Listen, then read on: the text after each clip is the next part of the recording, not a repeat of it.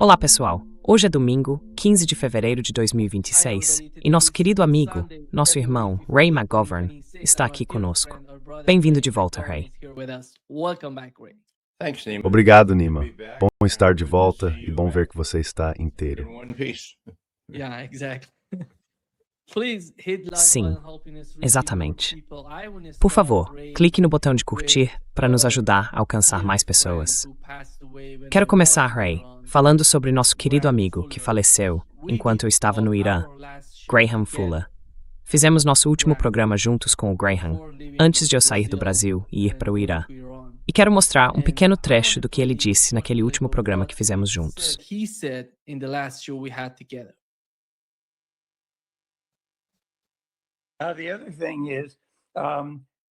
A outra coisa é que Putin entende claramente que Trump precisa de alguma forma de salvar as aparências diante desse colapso total na Ucrânia. Zelensky está acabado. Quer dizer, ele pode ir para Roma ou sei lá para onde for, Porto Rico. Talvez ele vá para Israel. Muito possivelmente. Vai dar provavelmente por juntar de seus sós. Muito possivelmente. Faz bastante sentido.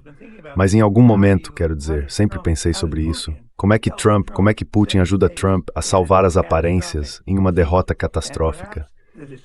E talvez a distração da Venezuela, ou o dinheiro que possa vir da Venezuela, talvez os europeus consigam algo. Não sei. Mas parte desse dinheiro da Venezuela pode acabar servindo como uma espécie de amortecimento, um abrandamento da feiura e da totalidade da derrota na Ucrânia.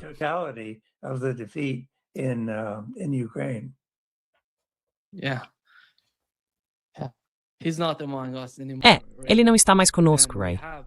E ainda estamos falando sobre o conflito na Ucrânia. Onde estamos na Ucrânia? Acho melhor começarmos com o Graham. Qual é o seu entendimento da análise dele?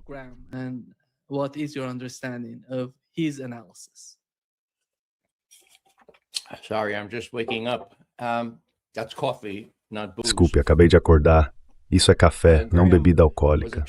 Graham era um sujeito excelente. Ele chefiava o Conselho Nacional de Inteligência. Na verdade, ele foi vice sob Casey e outros. E esse cargo é mais ou menos equivalente ao que Tulsi Gabbard ocupa hoje. Naquela época não havia um diretor de inteligência nacional, mas existia o Conselho Nacional de Inteligência, que abrangia toda a comunidade, cobrindo as 15 agências de inteligência da época. Então, a perspectiva dele sobre a Ucrânia era tão boa quanto a de qualquer um, porque ele já tinha muita experiência. Agora, com relação ao que está acontecendo hoje, o interesse que trago para essa discussão vem da minha experiência em assuntos russos e soviéticos, que remontam a muitas décadas, não vou dizer quantas, tá bem? Então, qual é, na minha opinião, a coisa mais importante que aconteceu nas relações entre a Rússia e os Estados Unidos?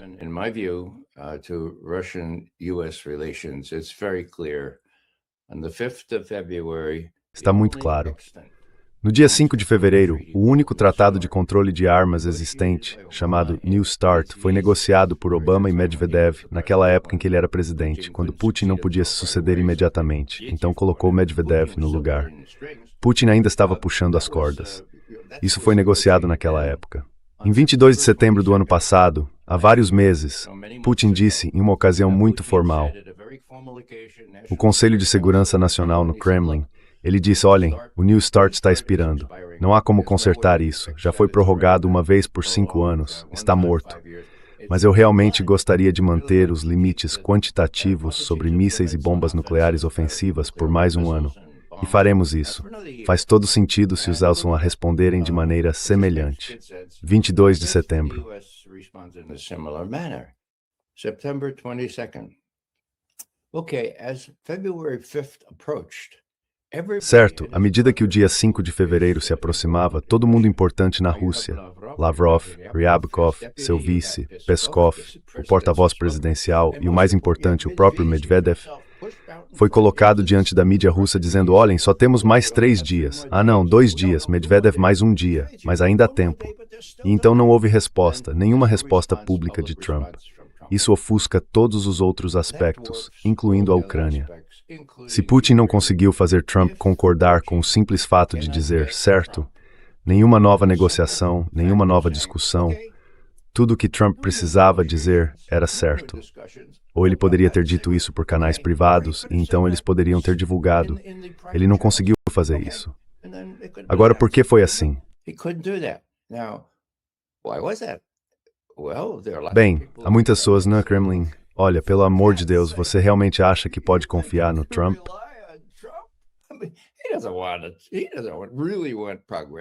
Quer dizer, ele realmente não quer progresso nas relações entre os Estados Unidos e a União Soviética. Outros dirão, bem, achamos que ele gostaria de encerrar a questão da Ucrânia e outras coisas e ter uma relação melhor, mas ele não é dono de si mesmo. Está claro que ele não pode fazer isso porque bilhões e bilhões, feitos não ganhos, foram feitos pelas mesmas pessoas que estão nos arquivos de Epstein. São essas pessoas que comandam as coisas nos Estados Unidos. Então, por favor, Vladimir Vladimirovich, tire da cabeça a ideia de que Trump pode tomar decisões. Agora, isso é importante, é claro, porque afeta a forma como eles veem a Ucrânia e o que Trump poderia fazer em termos de, bem, colocar, como já disse antes, batom no porco da derrota que é inevitável nos próximos meses, a derrota militar.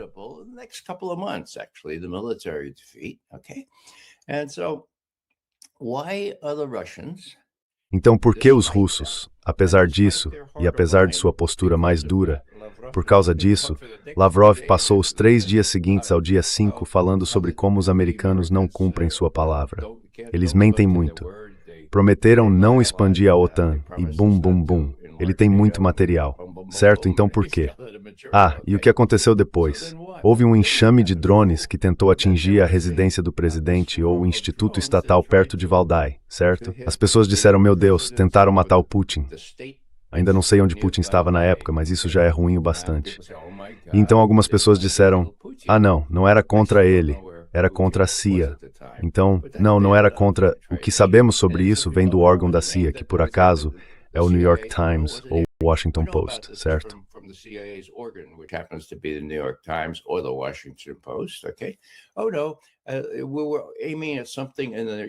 Não, estávamos mirando em algo na área. Bem, o que Putin fez foi dizer aos seus militares, olhem, peguem um desses drones que ainda está intacto, obtenham um mecanismo de controle e me digam onde estava o alvo. E o alvo estava, bem uma propriedade estatal ali perto de Valdai. E Putin diz, certo, que tecnologia é usada ali. Agora aqui eu discordo dos especialistas. Scott Reeder diz que essa tecnologia vem diretamente da CIA, é Palantir ou algo assim.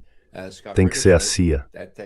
Então você tem a CIA tentando assassinar Putin justamente quando tudo isso está chegando ao auge. Bem, eu perguntei, Scott é um grande amigo e ele é uma fonte de conhecimento sobre essas coisas.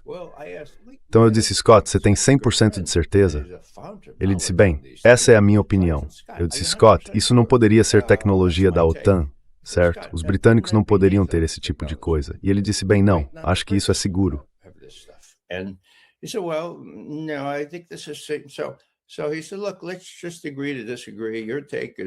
Então ele disse, olha, vamos apenas concordar em discordar. Sua visão é essa, a minha é aquela. Não é 100%. Bem, e quanto a essa peça de tecnologia recuperada de um drone que sobreviveu? Ele foi abatido praticamente intacto. O que ela mostrou? Não sabemos. Mas o que aconteceu foi que ela foi entregue ao adido de defesa na Embaixada dos Estados Unidos em Moscou, depois levada de avião de volta a Washington e entregue à nossa comunidade de inteligência e aos militares. E quais eram as instruções deles? Espero que as instruções tenham sido descobrir se os russos, se isso foi feito especificamente pela CIA. Agora, quem estaria examinando isso? Provavelmente seria a CIA. Então, o que estou dizendo aqui é que Putin deu essa tecnologia a Trump. Acho que ele sabia se ela poderia ser rastreada diretamente até a CIA ou se era algo mais genérico da OTAN. De qualquer forma, o que aconteceu? Nada.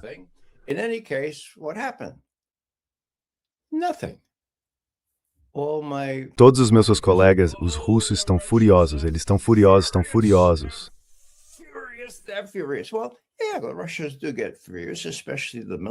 Bem, sim, os russos ficam furiosos, especialmente o pessoal militar, mas nada aconteceu. Eles tiveram essas conversas em Abu Dhabi e, de fato, na terça e na quarta da próxima semana terão mais conversas em Abu Dhabi, conversas em 3 níveis, acordadas. Onde está meu negócio? Acordadas no Alasca. Isso fazia parte do acordo. Nenhum cessar-fogo imediato.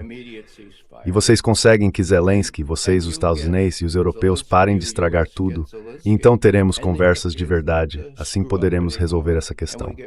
Bem, os europeus e Zelensky estragaram tudo, ou arruinaram completamente, e é isso que você ouve o Lavrov dizer. De qualquer forma, a coisa continua. Agora, me acusam de ser um pouco ingênuo ou otimista demais. Quero dizer, eu entendo. Naive or too optimistic. I can see it. I am a glass. Sou uma pessoa que vê o copo meio cheio, mas as negociações continuam. Então a resposta é sempre bem, sim, mas você não vai conseguir nada. Quero dizer, são apenas esses 2 corretores de imóveis, Witkoff e Eric Kushner. Eles são pessoas do ramo imobiliário, claro, mas é disso que estão falando agora. Imóveis em Donbass e por aí vai. Então eu volto e digo, olha, há uma explicação para tudo isso. E ao ouvir vocês falarem, meus colegas, e vocês sabem, tenho grande respeito por eles, de verdade, a menos que me custe o coração, espero morrer assim. Eu digo, olha, vencer no campo de batalha vai acontecer. John Mearsheimer diz que essa é a chave. Vencer no campo de batalha, isso é o que vai determinar tudo.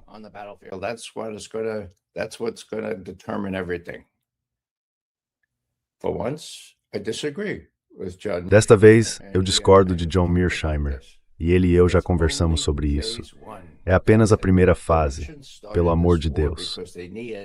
Os russos começaram esta guerra porque precisavam de uma nova arquitetura de segurança na Europa Central, algo que os protegesse de pessoas como os ucranianos, que ainda são governados em grande parte por um bando de fascistas ou nazistas, certo? De fazerem isso novamente. Então, o que eu fiz nos últimos dias foi buscar confirmação de que eu poderia estar certo sobre isso, sabe? E o Medvedev é mais ou menos... Bem, é preciso ler com cuidado, porque às vezes ele vai longe demais.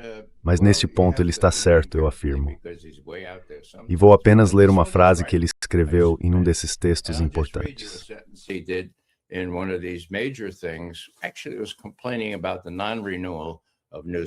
Na verdade, ele estava reclamando da não renovação do novo START.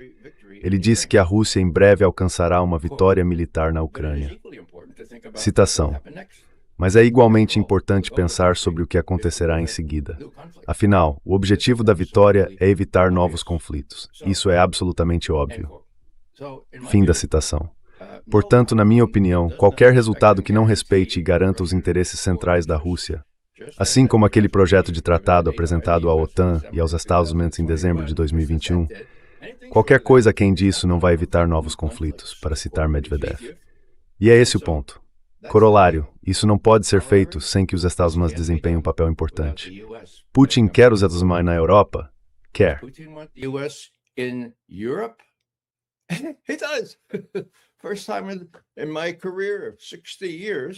Pela primeira vez em meus 60 anos de carreira, temos os russos querendo os Estados Unidos na Europa. Por quê? Porque a OTAN está morta. Não existe mais OTAN. Você acha que, se a Estônia começar uma confusão com Kaliningrado, o artigo 5º do Tratado da OTAN será respeitado? Antes já era claro que não seria, mas agora está claríssimo. Por que Rubio nem sequer se reuniu com os europeus quando deveria? E por que ele cancelou sua reunião há 2 dias em Munique? Por que Rubio tinha coisas mais importantes a fazer do que ir à última reunião ministerial da OTAN? Pelo amor de Deus, onde secretários de Estado comparecem desde 1949. E como você explica isso? Bem, ele não explicou.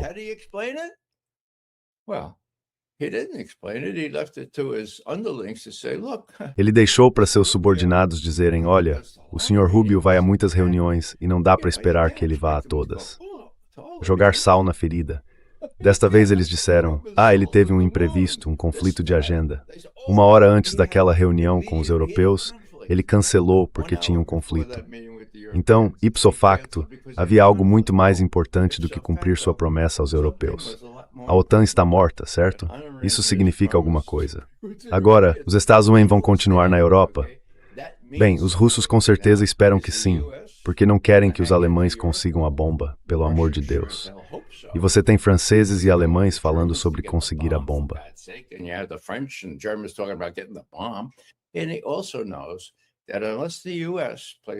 E ele também sabe que a menos que os Estados Unidos assumam algum tipo de papel de fiador, não para proteger a Ucrânia, pelo amor de Deus, ou o que restou dela, mas para proteger a Rússia de que o que aconteceu em 2022 volte a acontecer, certo? Agora, isso pode parecer um raciocínio coerente para Ray McGovern, mas eu simplesmente sugeriria que é por isso que acho que essas conversas trilaterais agora, que também foram prometidas no Alasca, os ucranianos tiveram que engolir muito orgulho e o urso. Zelensky está mentindo descaradamente, dizendo, eu tenho uma garantia de segurança de 100% dos Estados Unidos. E Trump não diz nada sobre isso. E Putin diz o quê? Eu gostaria de ver isso. Então há muita propaganda, muita desinformação por aí. There's a lot of propaganda, there's a lot of misinformation out there, but nothing's going to happen very soon. Mas nada vai acontecer muito em breve. Os russos veem Trump como o pior tipo de pessoa, alguém tão volúvel, tão delirante, narcisista, com os dedos nos códigos nucleares, que vão tratá-lo com cuidado. E a longo prazo, bem, ele ainda tem mais 3 anos, certo? Quase. Eles vão ter que lidar com ele. Talvez esse sujeito volúvel ceda e diga, ok, não precisamos dos europeus nisso. Vamos continuar na Europa e fingir que a OTAN ainda existe. Mas também daremos a vocês, russos, garantias de segurança ao negociar um acordo com o tempo. Isso não vai acontecer neste mês, ou talvez nem neste ano. Mas eles vão continuar envolvidos, e essa é a grande novidade.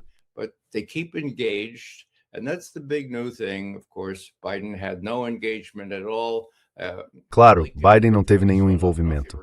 Blinken, toda vez que via Lavrov, saía correndo, pelo amor de Deus. Quero dizer, foi um desastre. Isso é um grande ponto positivo agora. Eles estão conversando confidencialmente. E vou terminar com isso. Os russos reclamaram antes do que chamam de diplomacia de megafone, certo? Então Putin fala com Trump, e logo em seguida Trump sai contando tudo o que Putin disse e todo esse tipo de coisa. Finalmente isso acabou. Já era, certo? E os russos estão elogiando os Estados Unidos. Olha, estamos conduzindo essas negociações de forma discreta e estamos cumprindo nossas promessas de confidencialidade. E essa é a única maneira de as coisas realmente funcionarem. E claro, a mídia está indignada, inventando todo tipo de teoria e conspiração sobre como os russos são terríveis.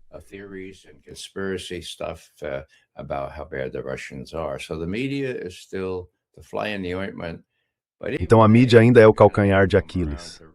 Mas mesmo eles, eu acho, vão ter que acabar reconhecendo que os russos não estão perdendo e que os ucranianos não estão vencendo.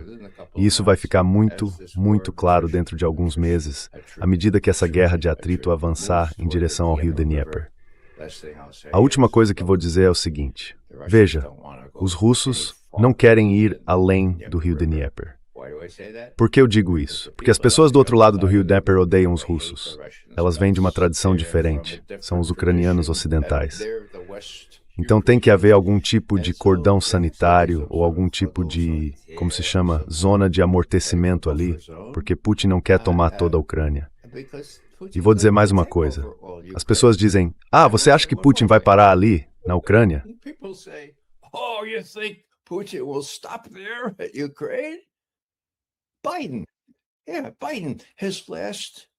Biden, sim, Biden, em seu último discurso sobre o Estado da União disse, cito, alguém nesta sala acha que Vladimir Putin vai parar na Ucrânia? Ele vai seguir para a Polônia, vai seguir para os Estados Bálticos, precisamos detê-lo agora.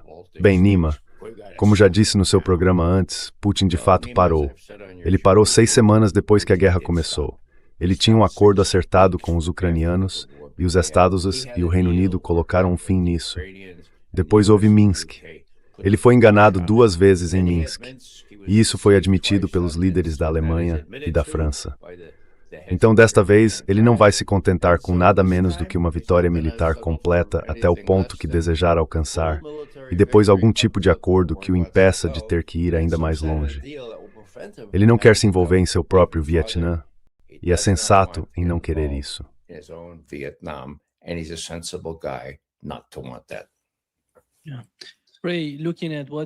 Sim. Hey, olhando para o que os europeus disseram na Conferência de Segurança de Munique, sabe, Sikorsky, Merz, o chanceler da Alemanha, eles estão tão agressivos em relação ao conflito na Ucrânia. Eles querem algum tipo de escalada. Mesmo na Alemanha, já se fala em transferir a produção de drones para lá, trabalhando junto com os ucranianos. Você acha que a Europa ainda sabe, diante da decisão, sobre qual será o futuro com a Rússia? Qual é esse futuro? Porque, de certa forma, vemos essas vozes duplas vindo da Europa. De um lado, alguns europeus dizem que precisamos começar a conversar com os russos. De outro, vemos essas políticas duras em relação à Rússia. Então, onde está a Europa hoje? Bem, vamos pegar o Merz, Friedrich Merz, na Alemanha. Há um mês ele disse: olhe para o mapa. A Rússia faz parte da Europa. A Rússia faz parte da Europa. Então talvez devêssemos reconhecer isso e lidar com a Rússia. Nas 3 vezes seguintes em que ele falou, estava dizendo que vai haver uma guerra, precisamos estar preparados. Vai acontecer só daqui a 3 anos, então temos tempo. Será que ele tem algum tipo de acordo tácito com o Putin, para que o Putin espere 3 anos até que os europeus estejam prontos? Meu Deus. Então o Merz é um sujeito imprevisível, certo? Ele não entende nada de realpolitik. E é só uma questão de tempo, na minha opinião, até que os alemães comecem a dizer: espera um segundo. Temos lido, temos assistido ao Nima, por exemplo, e os convidados do Nima estão dizendo que a Rússia não é uma Drohung, não é uma ameaça real para a Europa, para os Estados Unidos ou para qualquer outro que só quer ser deixado em paz, como os chineses, certo? Então, por que precisamos de mais woord, porque programas de bem-estar sluiting, perdemos nós, em Bep-Friesentwerks, porque os names up forger não existe. Why do we do this for something that doesn't exist? In other words, maybe they'll realize. Em outras palavras, talvez eles percebam que a União Soviética desmoronou por volta de 1989 ou 1990 e que o regime sucessor, se é que se pode chamá-lo assim, não tem intenção de enterrar o Ocidente, nem de converter o Ocidente ao comunismo. Esse era o paradigma a partir do qual Joe Biden trabalhava. E na medida em que Sullivan e Blinken eram defensores da contenção, agiram da mesma forma. O paradigma agora é diferente. A Europa está sofrendo economicamente. No momento, eles não têm capacidade militar. Isso me faz lembrar a observação de Stalin durante a Segunda Guerra Mundial. Alguém disse: bem, o Vaticano é contra o que você está fazendo. The Vatican is against what you're doing. They might even speak out because eles talvez até se manifestem porque estão... Bem, lembre-se da famosa observação de Stalin. Quantas divisões o Papa tem? Quantas divisões a Europa tem? O próprio Putin, cerca de 4 semanas atrás, disse: olha, a Europa não é nada do ponto de vista militar sem os Estados Unidos, certo? Então todas essas pretensões sobre o que eles vão fazer, eles não podem fazer sem os Estados Unidos. Em voz baixa, ele já não tem mais os Estados Unidos. Essa é a nova realidade. O secretário de Estado dos Estados Unidos vai mais às reuniões da OTAN.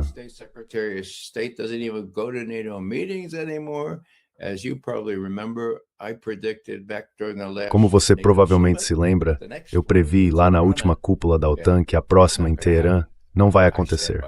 Mantenho essa previsão. A OTAN acabou. E isso é praticamente tudo o que precisa ser dito sobre o assunto, porque os russos não consideram a OTAN uma ameaça real, a menos que, meu Deus, quando vejo os franceses dizendo: vejam, temos essa arma nuclear, vamos compartilhá-la com os alemães.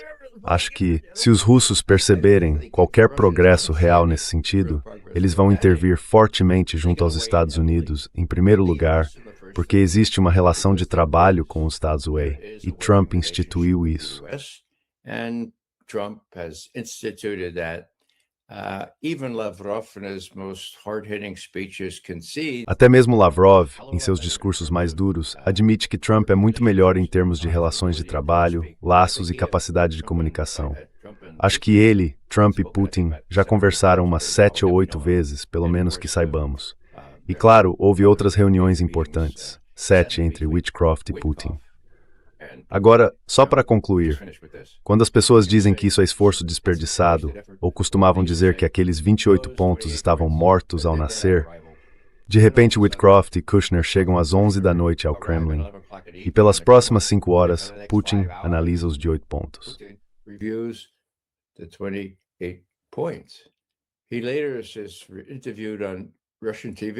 Mais tarde, ele foi entrevistado na TV russa e eu perguntei, bem, como foi isso? Ele disse, meu Deus, foi longo demais.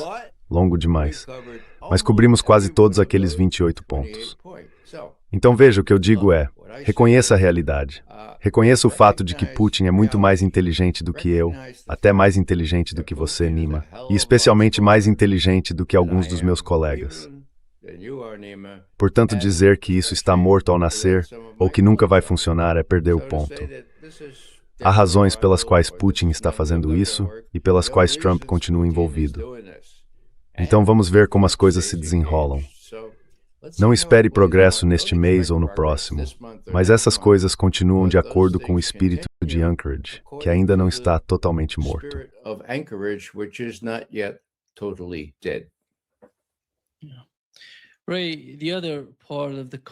Ray, a outra parte do conflito, considerando a política externa dos Estados Unidos, é o que está acontecendo na Ásia Ocidental, em torno do Irã. Os Estados Unidos estão reforçando sua presença militar ao redor do Irã e tentando exercer pressão econômica, militar e social, de todas as formas possíveis, para colocar o governo sob enorme pressão. Mas, por outro lado, também se vê o papel de Israel. Benjamin Netanyahu, toda vez que há discussões ou negociações entre o Irã e os Estados Unidos, você vê os negociadores como Steve Witkoff e Jared Kushner indo a Israel antes das conversas.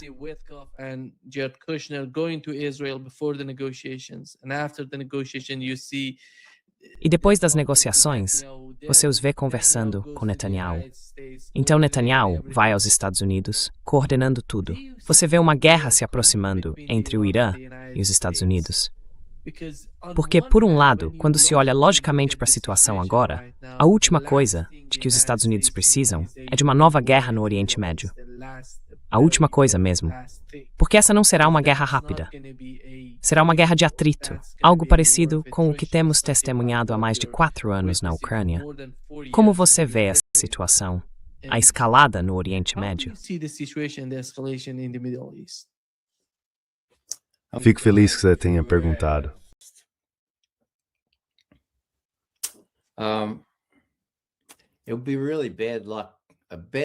Seria realmente um grande azar, uma má aparência, como se diz hoje em dia. Uma má aparência está envolvido numa guerra com o Irã à medida que se aproximam as eleições de meio de mandato. Agora eu acho que Trump e o pessoal do USI, entre outros, estão se preparando para garantir que as eleições de meio de mandato ou não aconteçam, ou que tenham um resultado mais favorável do que normalmente teriam. Então esse é um ponto. O outro ponto é que os americanos estão cansados de guerra. Outra guerra no Oriente Médio, e como você bem observou, não há perspectiva de uma repetição do tipo da Guerra de 12 Dias em junho, certo? Os iranianos deixaram isso claro. Agora, como tudo isso começou? Vou abordar essa questão do ponto de vista de um analista de inteligência, certo?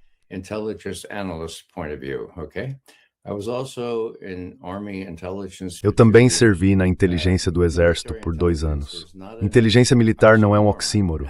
Ela funciona e é realmente valiosa, porque sem ela você não consegue fazer julgamentos políticos. Mas depender apenas da inteligência militar pode te levar ao erro por não dar o devido peso às considerações políticas. Deixe-me dar um exemplo. Quando eu trabalhava na CIA, na divisão de análise, nós não estávamos derrubando governos, nem torturando pessoas, nem nada disso, certo? Nós éramos analistas, e durante a maior parte da minha carreira, eu podia dizer as coisas como elas eram. Eu era analista da União Soviética, depois chefe da divisão soviética e, mais tarde, chefe da divisão de política externa. E nós podíamos dizer aos nossos líderes o que pensávamos.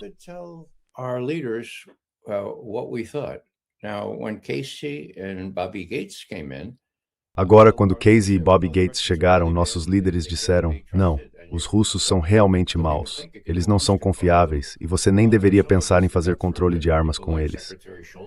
Bem, alguns de nós conseguiram chegar a pessoas como o secretário Schultz e o vice-presidente George H.W. Bush. Resumindo, eles conseguiram convencer Reagan de que nós, a minoria, os dissidentes da CIA, estávamos certos, que era possível negociar com Gorbachev. Na verdade, tem uma pequena história sobre ensinar George H.W. Bush, o vice-presidente, a pronunciar Gorbachev. Ele me diz, certo, garbage, você sabe, Rússia, você ensinou Rússia, como é que se diz mesmo? You know Russian, you taught Russian. How do you say it? So it's easy, Mr. Vice President. Say garbage. Então é fácil, senhor vice-presidente. Diga garbage, agora diga off. Agora coloque o acento em off e diga as duas juntas, Gorbachev. Conseguiu, senhor vice-presidente. É Gorbachev. Agora eu posso explicar por que o E sem acento vira U no final, mas veja, você entendeu. Não preciso de mais nada, Gorbachev. Ele foi o único que acertou. Reagan tentou, mas continuava dizendo Gorbachev. Enfim, o vice-presidente Bush era alguém que podia ser convencido. Eu o conhecia desde quando ele estava na CIA, naquele ano de 75, certo? Eu costumava fazer relatórios para ele sobre várias coisas. Então eles foram trabalhando em cima do Reagan e do Império do Mal. Em um ano chegamos ao Tratado de Forças Nucleares de Alcance Intermediário, pelo amor de Deus, eliminando toda uma categoria de armas nucleares de alcance intermediário e mais curto. Eu nunca achei que isso seria possível, mas foi. I never thought that would be possible, but it did. They were destroyed in place, and my friend Scott Ritter was the first. Eles foram destruídos no local, e meu amigo Scott Ritter foi o primeiro a chegar para verificar isso, nesse lugar terrível chamado Votkinsk, nos Montes Urais, para garantir que estavam realmente sendo destruídos. Então o que estou dizendo aqui é que você precisa dos dois. Você precisa dos dois. Pessoas que olham as coisas de uma perspectiva mais ampla. Organizacionalmente, naqueles tempos, eu trabalhava no escritório de inteligência atual. Era basicamente inteligência política. Precisávamos de contribuição militar? Precisávamos de contribuição econômica? Claro que sim. Havia um escritório separado, o escritório de pesquisa econômica e o escritório de pesquisa estratégica. O pessoal de pesquisa estratégica fazia a análise militar, a parte econômica. Certo, então onde tudo isso se juntava? Bem, se juntava no escritório principal, o chefe do departamento, o vice-diretor de inteligência, como chamávamos. E ele teria que dizer, ok, o que você acha? Certo, o que você acha? Nós tínhamos liberdade total para dizer o que pensávamos, e então ele decidia qual era a análise mais coerente. Uma vez aconteceu o seguinte, tínhamos evidências de que os chineses, durante a Guerra do Vietnã, estavam impedindo que armamentos soviéticos passassem pela China em direção ao Vietnã para apoiar o movimento de libertação nacional e Ho Chi Minh. Agora, obtivemos essa informação por meios altamente técnicos, certo? E eu disse, meu Deus, se há algo que mostra que os chineses e os russos se odeiam e não cooperam nem mesmo para apoiar seu parceiro ideológico, é isso. O analista chinês disse, não, isso nunca poderia acontecer. The Chinese analyst said, no, that could never happen. The Chinese would never, ever do that. Well, os chineses nunca, jamais, em hipótese alguma, fariam isso. Bem, finalmente tivemos informações ainda mais conclusivas. As aeronaves não estavam sendo autorizadas a partir de locais logo acima da China e da União Soviética. Então havia esse atrito, mas o atrito podia ser resolvido no mais alto nível.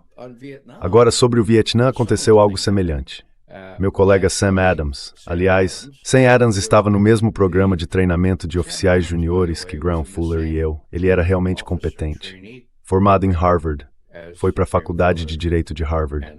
Não gostou de estudar Direito e veio trabalhar com pessoas que faziam parte dessa nova CIA. Agora ele contou o número de comunistas vietnamitas armados.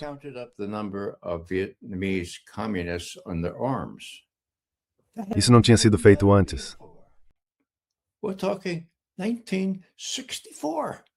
Estamos falando de 1964, quando cada um de nós recebeu sua pasta. A minha era Rússia e China.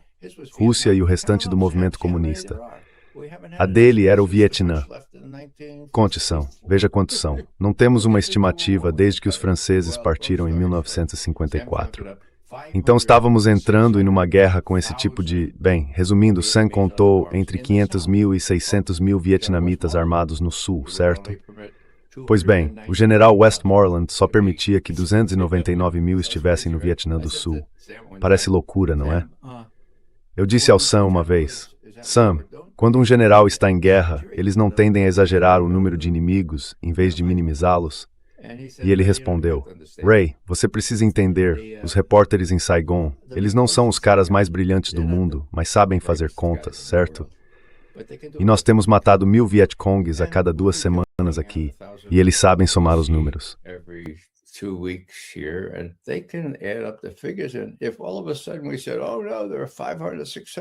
E se de repente disséssemos, ah não, há 500 ou 600 mil, Westmoreland não conseguiria mais tropas, certo? E sempre foi assim, Ray. Era 20 de agosto de 1967. Ele disse, Ray, chegou um telegrama do general Abrams, que era o vice de Westmoreland. E esse telegrama dizia, e eu cito porque isso já foi revelado, não podemos divulgar os números reais que Adams e outros calcularam, porque temos projetado uma visão de progresso nesta guerra. E não há como acrescentar ressalvas suficientes para impedir que a imprensa em Saigon tire uma conclusão equivocada e pessimista. Fim da citação.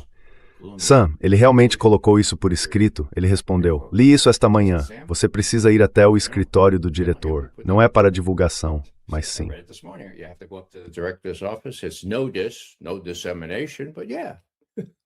Certo, então lá estava.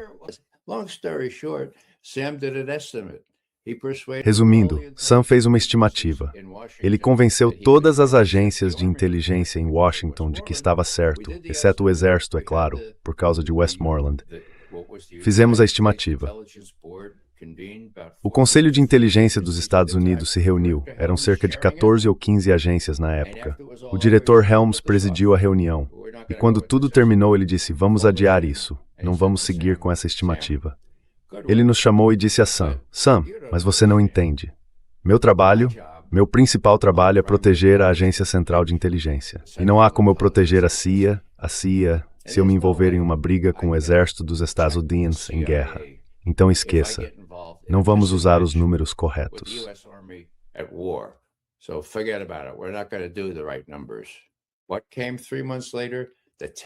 O que aconteceu 3 meses depois?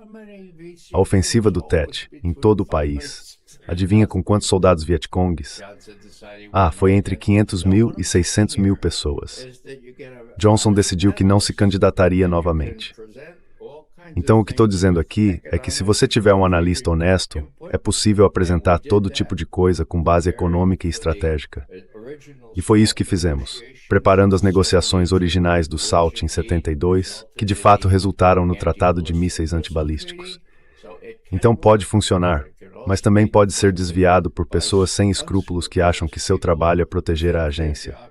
A agência provavelmente tinha 1000 agentes, 1000 oficiais de caso no Vietnã, todos dizendo a Westmoreland, sim, estamos indo muito bem, estamos indo muito bem. Em outras palavras, a honestidade deve prevalecer. Honesty should prevail, and not only honesty, but an ability. E não apenas honestidade, mas também a capacidade de reunir em alto nível os aspectos econômicos, estratégicos e políticos aqui. Agora, o motivo pelo qual eu explico tudo isso é porque temos analistas militares incríveis, e você conversou com 2 deles ontem mesmo. Larry, certo? Larry Wilkerson e Larry Johnson.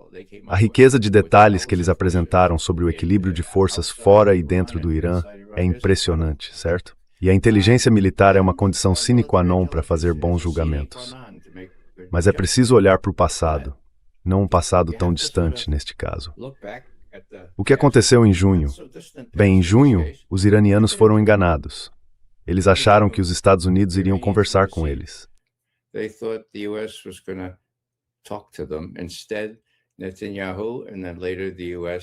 Em vez disso, Netanyahu e depois, mais tarde, os Estados Unidos tentaram obliterar os locais nucleares deles, certo? Bem, isso foi em junho. Você disse junho, há meio ano. E como isso terminou? Assim que os iranianos se recuperaram, começaram a lançar mísseis contra Israel, mísseis contra os quais a cúpula de ferro ou a cúpula dourada ou a de platina, não sei que tipo de cúpula temos agora, não conseguiu impedir, certo? Os mísseis Patriot. Esses mísseis atingiram alvos muito sensíveis. Essas coisas voam a 10 ou 12 vezes a velocidade do som. Não há defesa contra eles. Todo mundo reconhece isso. Então o que Netanyahu fez? Ligou para Trump. Ele disse, pede um tempo. Tempo. Tem que ser um tempo. Trump disse, certo, vamos fazer uma pausa. E então veio o tempo limite. Agora, Larry Johnson disse ontem que não deveria ter havido tempo limite, que Trump deveria ter deixado Israel ser obliterado por todos aqueles mísseis que o Irã ainda tinha e não lançou. Bem, isso é o passado recente. Então, ao observar tudo isso, eu penso, espere um segundo. Israel quer ser obliterado? Obliterado, para usar o termo de Trump? Existe agora uma defesa que impediria Israel de ser obliterado? As bases americanas na região querem ser obliteradas? O que os estados do Golfo estão dizendo? Eles não querem que o presidente faça isso. Então, sabe, eu sempre fui meio que uma exceção aqui, tipo 1 em cada 10, pelo que posso perceber, dizendo, veja, há razões pelas quais isso seria realmente estúpido. E até o Netanyahu talvez perceba isso. E isso entrou em jogo há cerca de 3 semanas, quando foi o próprio Netanyahu, entre outros, quem disse, ainda não estamos prontos. Vamos não fazer isso ainda, sabe? Agora, o que acontece? Trump começa a negociar com o Irã e Omã. Meu Deus. E não só isso, mas pedem para Trump comentar. E ele diz, foram muito boas conversas que tivemos em Omã com os iranianos. Isso foi há cerca de 10 dias. Certo, Netanyahu liga para a Casa Branca e diz, eu preciso ir agora, não posso esperar mais uma semana. Tenho que ir agora. E então, na terça-feira, acho que foi terça, talvez segunda, há uns 4 dias, ele se reúne com Trump na Casa Branca. Agora, todo mundo sabe, porque Netanyahu deixou bem claro que o que ele quer são 3 coisas, certo? Nenhuma arma nuclear, 0 enriquecimento de urânio e o fim do apoio a movimentos de libertação ou terroristas na região. Liberation movements or terrorists in the area. Those are terms, you don't meet them, boom. Esses são os termos. Se você não cumpre, boom, vamos obliterar o Irã desta vez sem sofrer qualquer retaliação. Uau! Então o que acontece? A questão chega à Casa Branca. E qual é o desfecho? O desfecho é declarado apenas por Trump. E o que ele diz é, nós insistimos, palavra de Trump, nós insistimos que as negociações prossigam em Omã com os iranianos. Não fizemos nenhum outro compromisso com os israelenses. Ponto final. O que diz o comunicado final? Não houve nenhum. E a tradicional coletiva de imprensa, de Netanyahu, também não houve. Quero dizer, não é preciso ser um analista brilhante para perceber que isso não correu bem, não pegou bem para Netanyahu. Didn't go down well for Netanyahu. Now, Larry Wilkerson, for whom I have... Agora, Larry Wilkerson, por quem tenho grande admiração, diz que da última vez os israelenses realmente ameaçaram usar uma arma nuclear. Eu considero isso praticamente um fato, se o Larry sabe e acredita nisso. Isso não é o que ninguém quer, especialmente Trump, às vésperas das eleições de meio de mandato. Então, o que Trump vai fazer? Bem, ele fará o que sempre faz. Ele vai montar uma campanha, criar uma situação em que possa conversar com os iranianos e dizer, muito bem, eu não enviei apenas enviei 2 porta-aviões. E os iranianos finalmente concordaram em não desenvolver uma arma nuclear. Enriquecimento? Bem, eles disseram que estão dispostos a colocar parte do urânio enriquecido em outro lugar, como na Rússia ou na Turquia, ou algo assim.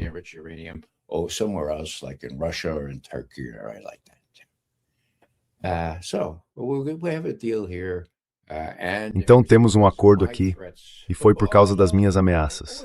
Era uma armada, não como a armada espanhola, veja bem. Esta era uma armada dos Estados Unidos, certo? E foi isso que resolveu. É totalmente possível. Aposto que é assim que isso vai acabar. Por quê? Porque os iranianos deixaram bem claro, como você sabe muito bem, acabando de voltar de Teherã, que eles não vão fazer essa mágica de, vamos pedir um tempo em vez de obliterar Israel. E os Estados Unidos achar que conseguirão em um ataque relâmpago entrar e sair, como o Trump de fazer, mas easy to score. Isso não vai ser possível. I take Al-Arachi and all the others, the military. Eu entendo o Arashi e todos os outros, o pessoal militar, dizendo: olha, desta vez não vai acontecer. Se vocês nos atacarem, não importa o quão precisos sejam seus ataques, esqueçam suas bases militares na região e esqueçam Israel, porque já demonstramos o potencial que temos para lançar mísseis que não param e não podem ser interceptados contra Israel. E é exatamente isso que vamos fazer, certo? Então, o que o Trump vai fazer? Acho que ele vai para Omã tentar conversar com os iranianos. E o Araghchi, ele é o vice-ministro das Relações Exteriores do Irã, certo? É. Ele participou, acho que você exibiu um trecho ontem.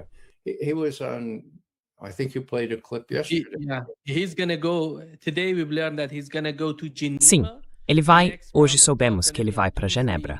A próxima rodada de negociações será na terça-feira, em Genebra. Mas, novamente, o pessoal de Omã será o mediador entre as duas partes. Omã estará lá coordenando as negociações. That's good news, Nima. I hope you agree. Isso é uma boa notícia, Nima. Espero que você concorde. Araghchi não é nenhum amador. Quero dizer, os ministros das Relações Exteriores do Irã têm sido excelentes.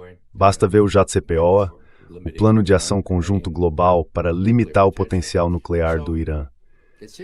Então me parece que Trump vai seguir com essa carta apesar das tentações de Netanyahu. Acho que Netanyahu está, não sei, as pessoas dizem que ele está numa situação delicada internamente.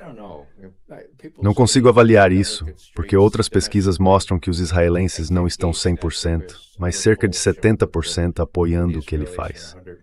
Então acho que não se pode confiar em Netanyahu.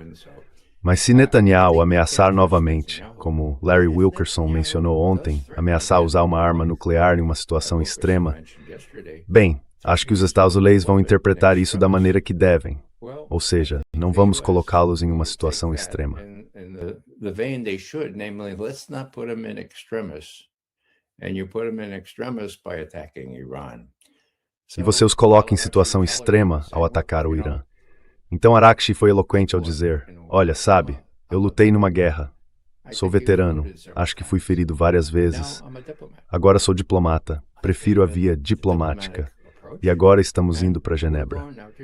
Na minha opinião, isso é uma ótima notícia. E aqui, novamente, eu apenas deduziria a diferença entre inteligência militar e inteligência político-econômica geral, certo? Economicamente, se os iranianos fechassem o Estreito de Hormuz, estaríamos falando de uma catástrofe econômica mundial. É isso que aconteceria. Eles já ameaçaram fazer isso? Sim, já. É uma ameaça crível? Moleza, eles podem fazer isso facilmente, certo? Então esse é um aspecto aqui. Depois entra a questão política.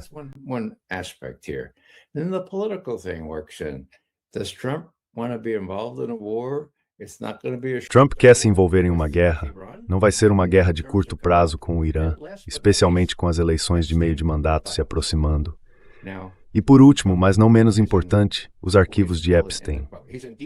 Agora, Trump está no que costumávamos chamar, bem, ele está em apuros, por assim dizer. Por quê? Ontem mesmo, uma advogada muito corajosa, membro do Comitê Judiciário da Câmara, uma congressista de Seattle, leu os 47 nomes que o diretor do FBI apagou, e o 47º era Donald J. Trump, que fez mais visitas à ilha de Epstein do que qualquer outra pessoa, exceto o próprio Epstein. E todas essas pessoas, as acusadoras, quantas testemunhas havia contra ele? Eram 37. Então o que Patel precisa perceber é que eles estão de olho nele.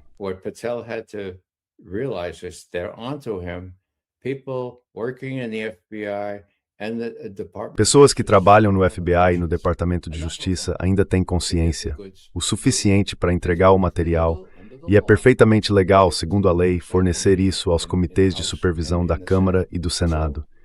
Então, Trump está sob grande pressão com essa questão do Epstein. E se, como eu pensei e disse há 3 meses, o potencial de chantagem de Epstein que os israelenses têm explica a incapacidade de Trump de impedir o genocídio, pelo amor de Deus. E a fome forçada. Bem, agora os israelenses provavelmente têm ainda mais sobre Trump. Mas não sei se a influência é tão forte quanto antes, porque todos nós temos mais informações sobre Trump. E estão em documentos mostrando coisas terríveis sobre Trump. Meninas jovens, certo?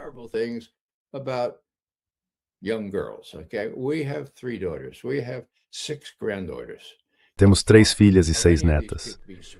A ideia de que qualquer uma delas pudesse ser submetida a esse tipo de coisa é simplesmente horrível, certo? Então Trump tem isso para lidar, tudo bem?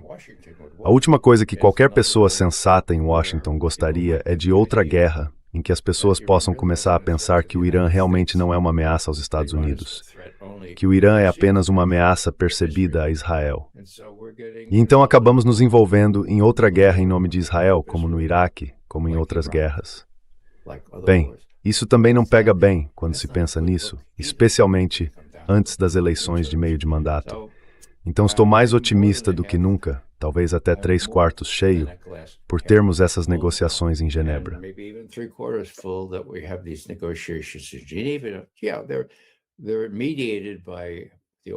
Sim, eles estão sendo mediados pelos omanitas, eu acho. Mas tudo bem, pelo menos estão conversando. Tudo bem. Há uma possibilidade de os Estados Unidos aplicarem o mesmo tipo de truque que fizeram da última vez? Sim, há. Existem pessoas em nosso exército que gostariam de fazer esse tipo de coisa, ou que são neoconservadores? Sim, existem. Trump está completamente no controle? Não, não está. Então é um barril de pólvora. Mas eu sempre fui mais esperançoso de que o bom senso e a experiência de junho durante a guerra de 12 dias acabariam prevalecendo. E por fim, da forma como vejo isso acontecendo, é que depois da guerra em junho, Trump diz à CIA: vocês podem organizar uma insurreição, derrubar o governo em Teherã?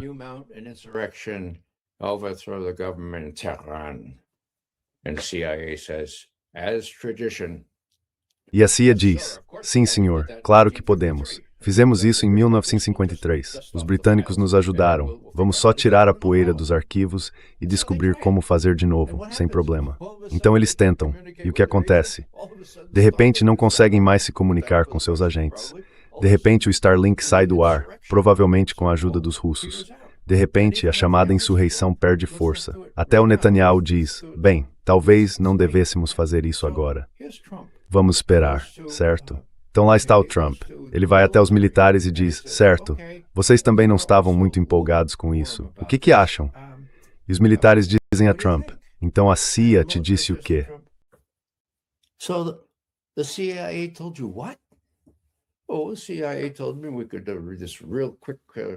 Ah, a CIA me disse que poderíamos fazer esse ataque rápido e haveria uma insurreição. Hã? A CIA te disse isso? Esquece, não é isso que vai acontecer. E como Larry Johnson e Larry Wilkerson apontaram ontem, há todo tipo de fatores militares no terreno. E os alcances, quero dizer. A Força Aérea não sabe mais fazer subtração ou adição. Quer dizer, eles conhecem o alcance de um F-35. Isso me lembra o Iraque, certo? O mesmo tipo de tolice, não é? Vamos encontrar armas de destruição em massa. Secretário Rumsfeld, quando é que vocês vão fazer isso? Ah, nos poupe. O Iraque tem o tamanho do Texas, então vai demorar um pouco, não é?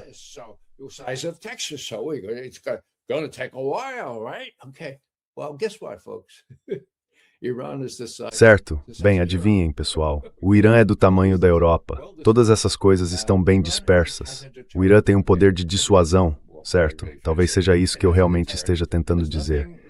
Ele tem um poder de dissuasão e não há nada que nossas forças armadas possam fazer sem causar perdas terríveis, sofrendo perdas terríveis elas mesmas. E ainda assim, não prevalecer contra o Irã. E como efeito colateral, elas sofreriam a destruição de Israel, se não total, em grande parte. Então, ironicamente, e talvez alguém tenha dito isso ao Trump, parece que a Palestina vai ter seu estado do rio ao mar, porque Israel seria obliterado, para usar esse termo novamente.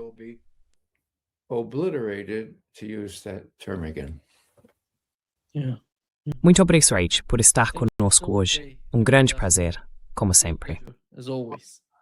Obrigado, Nimal Khurshid, por voltar até Aviz. Nossas conversas regulares estão de volta.